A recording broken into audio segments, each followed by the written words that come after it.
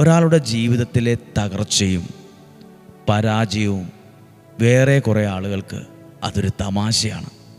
പറഞ്ഞ് ചിരിക്കാനുള്ള കുറേ കാരണങ്ങളാണ്. പ്രതിസന്ധി ഉണ്ടാകാം, വെല്ലുവിളികളുണ്ടാകാം, സിറ്റുവേഷൻ മോശമാകാം, എല്ലാം കൈവിട്ടു പോയും തോന്നാം.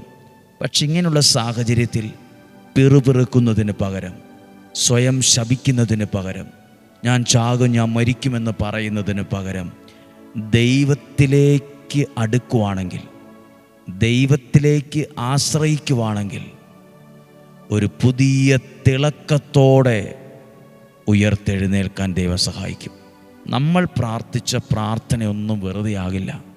നിരാശയുടെ വാക്കുകൾ പറയാതെ, നസ്രായനായ യേശുവേ എന്നോട് കരുണയായിരിക്കണമേ എന്ന് പ്രാർത്ഥിക്കാൻ, ദൈവത്തിലേക്കാണ് ആ പ്രതിസന്ധികൾ നിങ്ങളെ എത്തിച്ചതെങ്കിൽ, ദൈവത്തിലേക്കാണ് നിങ്ങൾ അടുത്തതെങ്കിൽ, ദൈവത്തോടാണ് പ്രാർത്ഥിച്ചതെങ്കിൽ, ഞാൻ ഈ പറഞ്ഞ വാക്ക് ഡയറിയിൽ എഴുതിക്കോ, ഞാൻ ഈ പറഞ്ഞ വാക്ക് ഹൃദയ പലകയിൽ എഴുതിക്കോ. പുതിയ തിളക്കത്തോടെ ഉയർത്തെഴുന്നേൽക്കും. എല്ലാവരുടെയും പിറകിൽ കടന്ന നിന്നെ പലരുടെയും മുമ്പിലെത്തിക്കും. നിൻ്റെ സ്ഥാനം പലരും അത്ഭുതപ്പെടും. ദൈവം നിന്നെ അനുഗ്രഹിച്ച അവസ്ഥയെ ഓർത്ത്